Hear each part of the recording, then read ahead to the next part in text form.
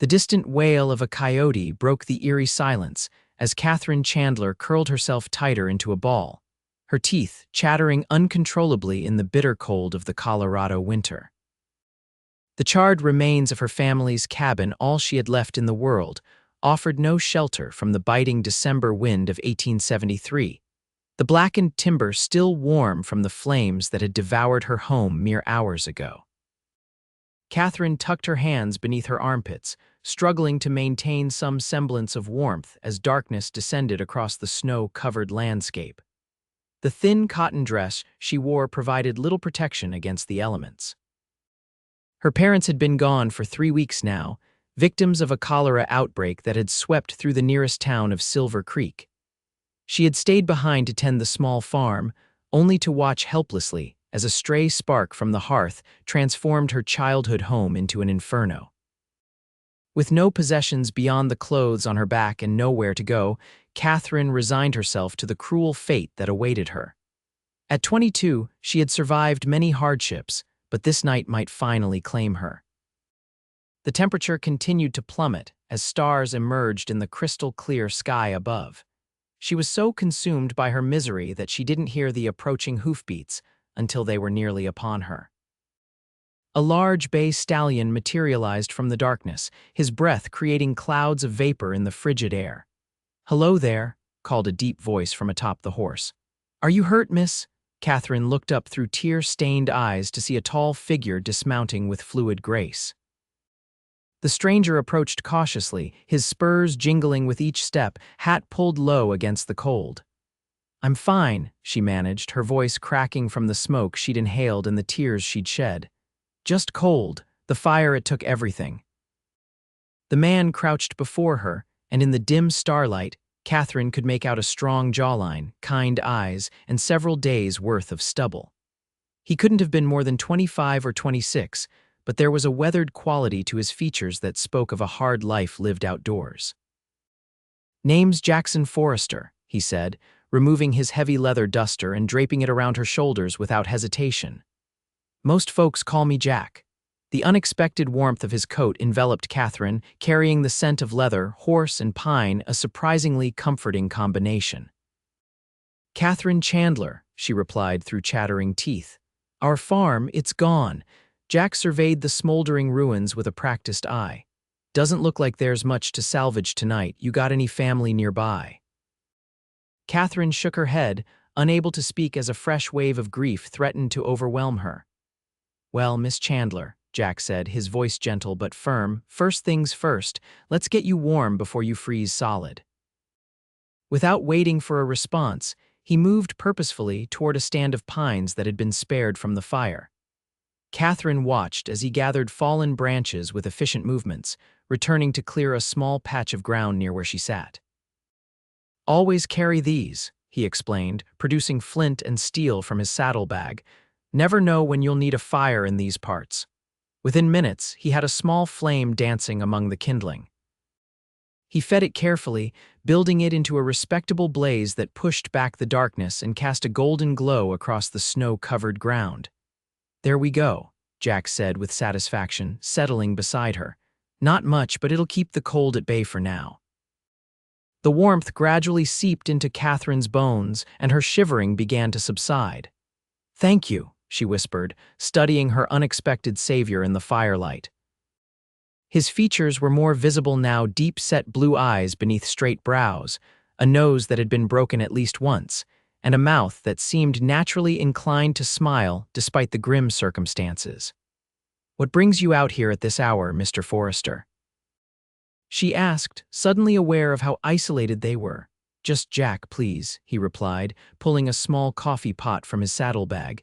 He packed it with grounds and set it at the edge of the fire. "I've been tracking some strays from the Double R Ranch where I work. Caught sight of the smoke from your place about an hour ago, but it was too far to reach before dark. When I saw the glow still on the horizon, I figured I should investigate." He poured snow into the pot to melt for coffee. "Lucky thing I did." "Yes," Catherine agreed softly. "Lucky thing." As the coffee brewed, Jack produced beef jerky and hardtack from his provisions. "Not exactly a feast, but it'll put something in your stomach." Catherine accepted the humble offering gratefully, only now realizing how hungry she was. They ate in companionable silence, the crackling fire and occasional whiny from Jack's horse the only sounds breaking the night's stillness. "What happened here?" Jack finally asked, his voice gentle but direct. Catherine stared into the flames. "I was making dinner." "A spark from the hearth must have caught the curtains my mother made last spring." Her voice trembled. "It all happened so fast. I tried to put it out, but the water bucket was nearly empty, and by the time I returned from the well." Jack nodded, understanding in his eyes. "Fire's an unforgiving enemy out here." "My parents died 3 weeks ago," Catherine continued, the words spilling out now. "Cholera took them both in Silver Creek. I was managing on my own until—" She gestured helplessly at the ruins. Jack removed his hat, running a hand through his sandy brown hair. "I'm mighty sorry for your troubles, Miss Chandler. No one should face such hardship alone." "Please call me Catherine," she replied, finding unexpected comfort in his presence. Jack nodded, refilling their tin cups with steaming coffee. "Well, Catherine, we need to figure out what comes next. You can't stay out here." "I have nowhere to go," she admitted. "No relatives, no friends close enough to impose upon."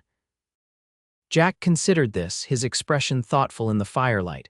"The double Artiques main house has room. Mrs. Reynolds, the owner's widow, she's a good woman, might take you on as help until you get your bearings."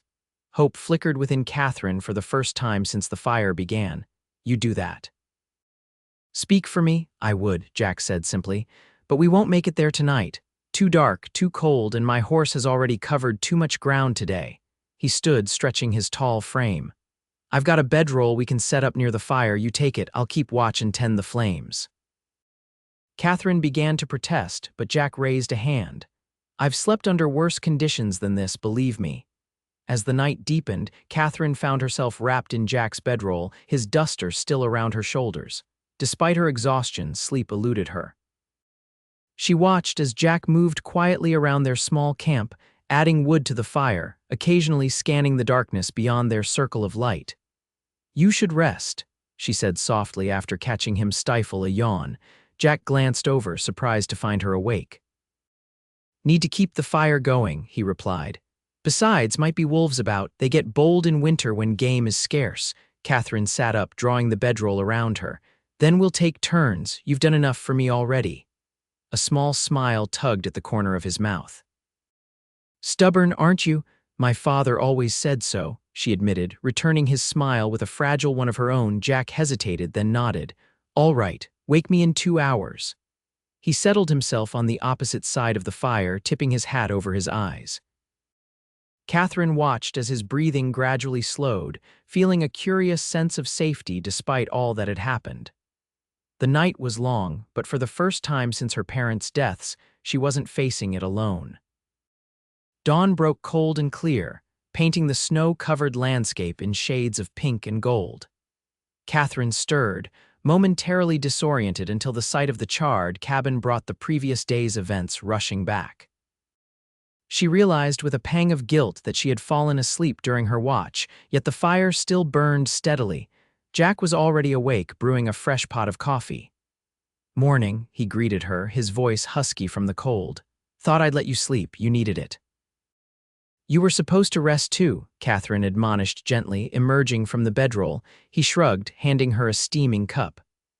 "I've gone longer without sleep. We should head out soon if we want to reach the Double R by nightfall."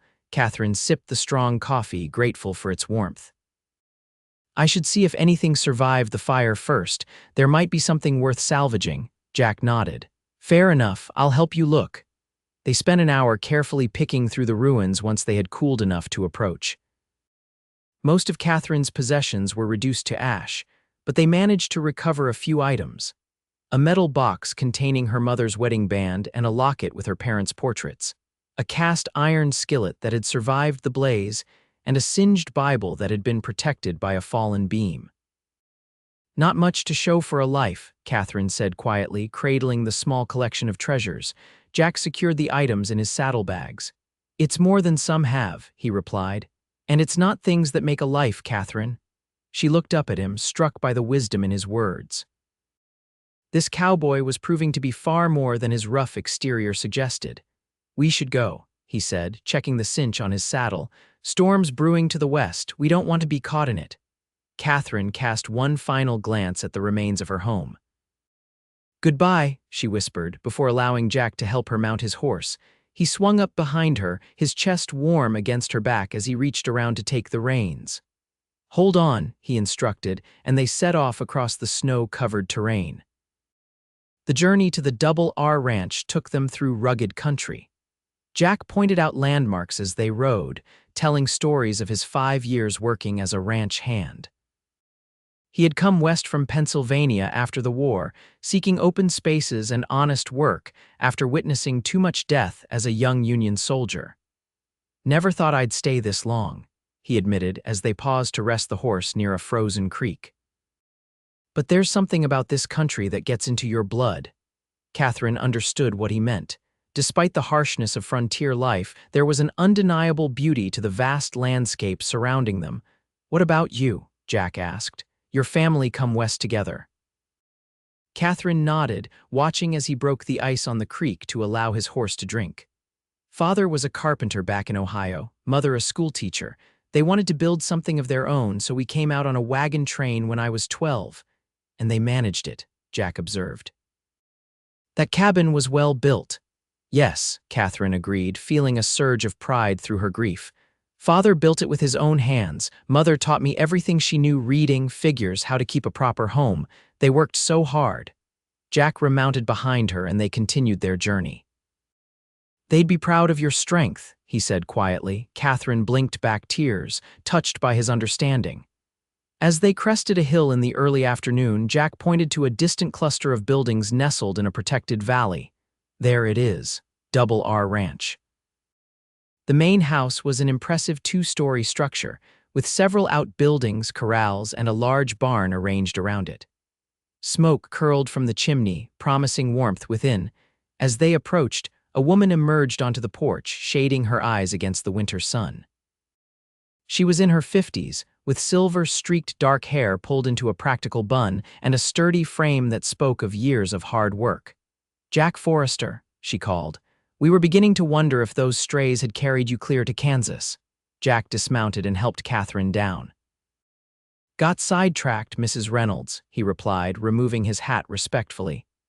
This here is Miss Catherine Chandler. Her place burned down yesterday, the Chandler homestead east of Silver Creek. Mrs. Alina Reynolds's expression softened immediately. Oh, you poor dear. And after losing your parents so recently, the news reached us about the cholera. Catherine was surprised. You knew of my family. This country may be vast, but news travels, Mrs. Reynolds explained. Your father did some fine work on our barn door last spring. Solid craftsman he was. She ushered them inside the warm kitchen, calling for hot water for baths and sending a young ranch hand to tend to Jack's horse. You'll stay here, of course, she told Catherine with a firmness that brooked no argument. We can always use another pair of hands, especially with winter setting in. I've been needing help with the household accounts and correspondence besides. Relief washed over Catherine. Thank you, Mrs. Reynolds. I'm not afraid of hard work. I can vouch for that, Jack added, accepting a cup of hot coffee from the ranch's cook, a barrel-chested man named Hank who ruled the kitchen with an iron ladle. Mrs. Reynolds nodded approvingly. Good, then it's settled. Jack, after you've cleaned up, Thomas needs help with that ornery stallion in the south pasture. Jack nodded, his eyes meeting Catherine's briefly before he headed out to the bunkhouse. There was something in that look, concern, certainly, but something more that made her heart flutter unexpectedly. The next few weeks passed in a whirlwind of activity as Catherine adjusted to life at the Double R. Mrs. Reynolds proved to be as kind as she was efficient, showing Catherine the running of the large household and gradually entrusting her with more responsibilities. The ranch bustled with life. 12 cowboys, including Jack, worked the vast property, tending to the cattle and horses that were the Double Artique's livelihood. Mrs. Reynolds had been running the operation since her husband's death 3 years prior, earning the respect of even the most hardened cowhands with her fair treatment and shrewd business sense. Catherine saw Jack daily, though their interactions were often brief. He would tip his hat when they passed in the yard or exchange a few words at mealtimes. Sometimes she would catch him watching her from across the dining room, his expression thoughtful.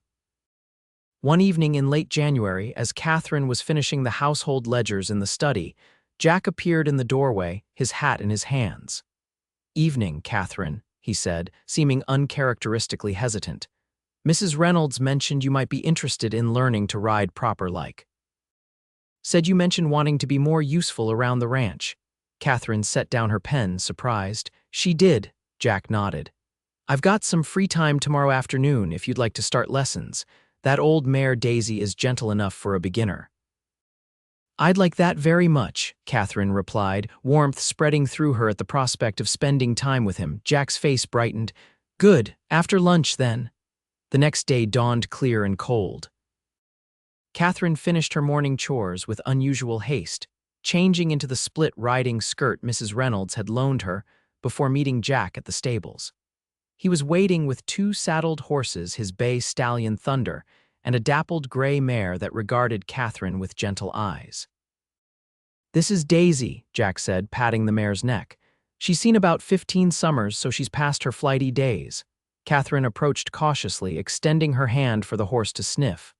"Hello, Daisy," she murmured. Jack smiled approvingly. "That's right, let her get to know you first." He demonstrated how to mount properly, then steadied her as she somewhat awkwardly climbed into the saddle.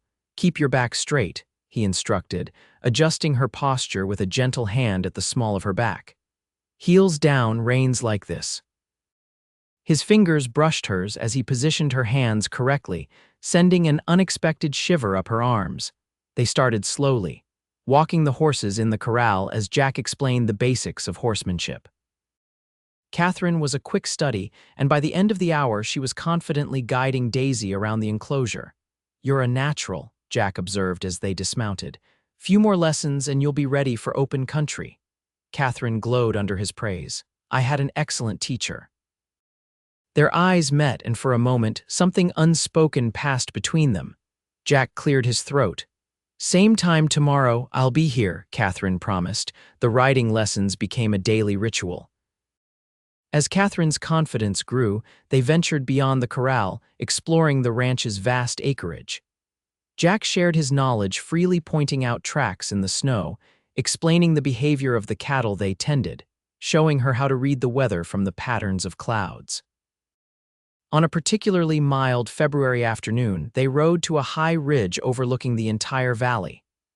The snow had begun to melt in patches, revealing hints of the spring to come.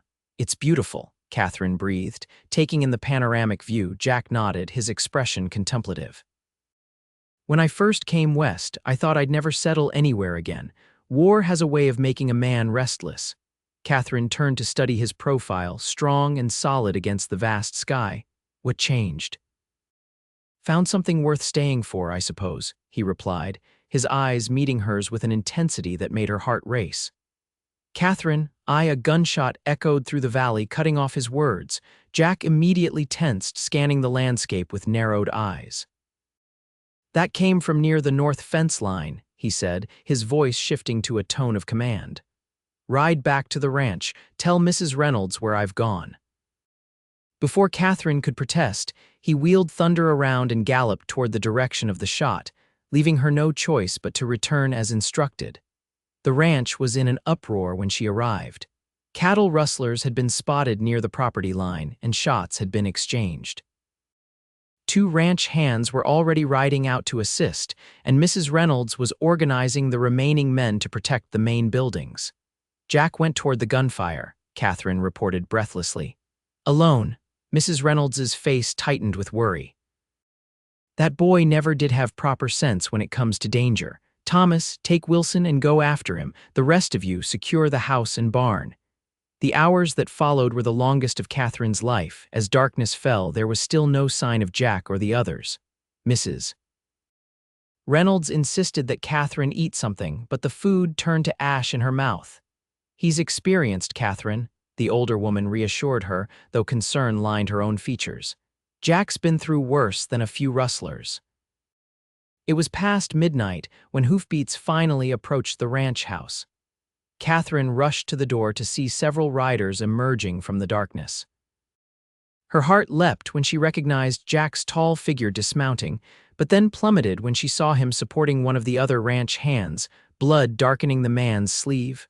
Wilson caught a bullet, Jack reported grimly as they helped the injured cowboy inside. Rustlers fled north. Thomas and the others are still tracking them. While Mrs. Reynolds tended to Wilson's wound, a clean shot through the meat of his upper arm, Catherine brought Jack a cup of coffee, noting the exhaustion etched on his face and the grim set of his mouth. "Are you hurt?" she asked quietly, her eyes searching for any sign of injury. Jack shook his head. "Just tired and angry. Those rustlers have hit 3 ranches in the county already this winter."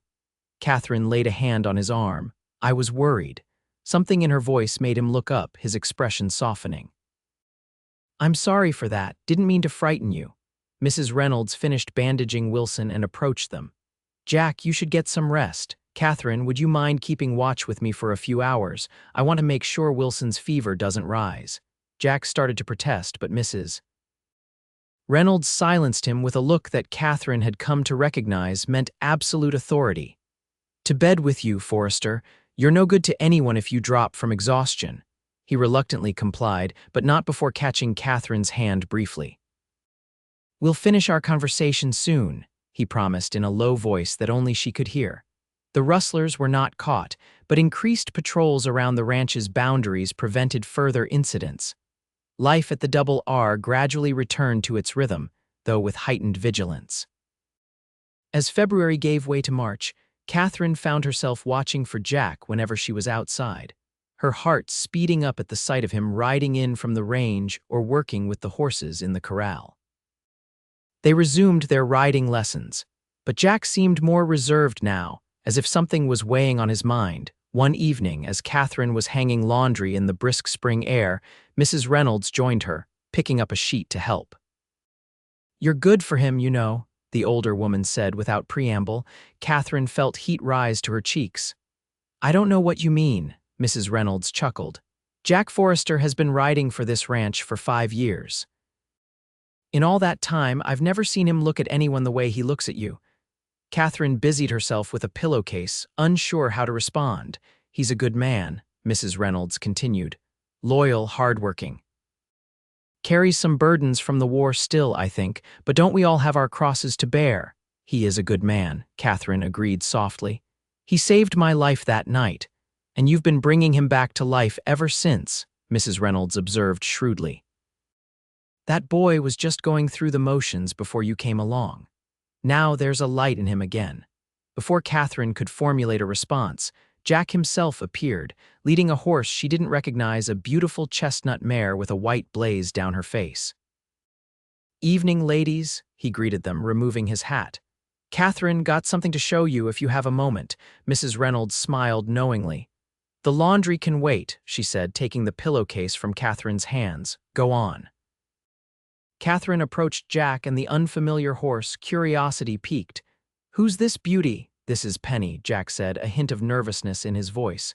"She's yours if you want her." Catherine's mouth fell open in surprise. "Mine."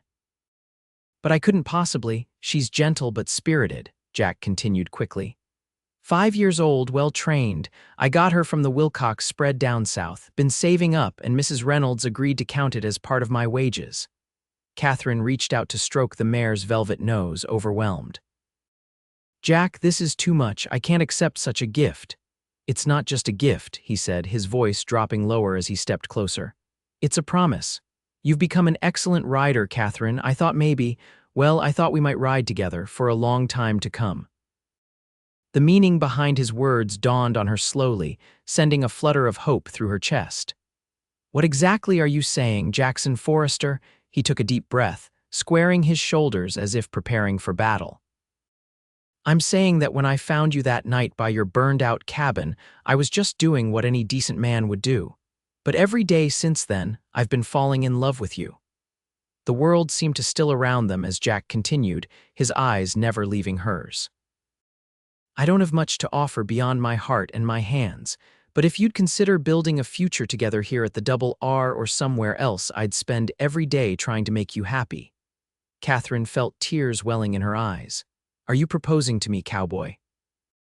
A slow smile spread across Jack's face. I reckon I am, though I'm making a poor job of it. Catherine Chandler, would you do me the honor of becoming my wife? Yes, she whispered, then louder, yes. Jack closed the distance between them, gathering her in his arms with a reverence that took her breath away. When his lips met hers, Catherine felt as though every trial she had endured had been leading her to this moment, this man, this future unfolding before them, Mrs. Reynolds's delighted applause broke them apart, both blushing but smiling. About time, the ranch owner declared. Now let's discuss wedding plans, no sense waiting too long with spring coming on. They were married in April beneath the cottonwoods by the creek, with the entire Double R gathered to witness the ceremony. Mrs. Reynolds had insisted on a proper celebration, and the ranch hands had constructed benches and tables for the feast that followed. Catherine wore a new dress of sky-blue calico with wildflowers in her hair. Jack stood tall in a clean black suit, his usually unruly hair tamed for the occasion. When they exchanged vows, his voice never wavered, though Catherine saw the sheen of tears in his eyes that matched her own. I've never seen two people more suited, the traveling preacher declared before pronouncing them husband and wife. The celebration lasted well into the night, with music and dancing under the stars. When Jack led Catherine away to the small cabin Mrs. Reynolds had given them as a wedding gift a cozy structure at the edge of the ranch property, they were showered with good-natured cheers and well wishes. "Welcome home, Mrs. Forrester," Jack said as he carried her across the threshold. Catherine looked around at the simple but comfortable interior, already feeling the rightness of being there with him. "It's perfect," she whispered, drawing his face down for a kiss. In the years that followed, Catherine and Jack built a life together that exceeded all her dreams. Mrs. Reynolds eventually sold them a parcel of the Double R land, where they established their own small ranch. Jack's skill with horses and Catherine's head for business proved a formidable combination. Their family grew first with a son they named James after Jack's father, then twin daughters, Alina and Margaret, named for Mrs. Reynolds and Catherine's mother. Their home was always filled with laughter, love, and the occasional heated debate, for Catherine's stubborn streak had not diminished with marriage, and Jack was equally determined when he believed he was right. On cold winter nights, they would often reminisce about their first meeting beside the burned-out cabin. "You were shivering so hard I thought you might break apart," Jack would recall, pulling her closer. "And you built that fire like it was the most natural thing in the world," Catherine would reply. "I knew then that you were someone special. I just wanted to keep you warm," he would say with a smile that still, after all their years together, made her heart race. "You did more than that, Jackson Forrester," Catherine would tell him softly. "You built a future for us both." And as they watched their children grow strong and capable in the Colorado wilderness, as their small ranch prospered and expanded, Catherine knew that from the ashes of her old life, something far more precious had emerged, a love as enduring as the mountains that cradled their valley home. A future neither of them could have imagined on that cold winter night, when fate brought them together beside a dying fire.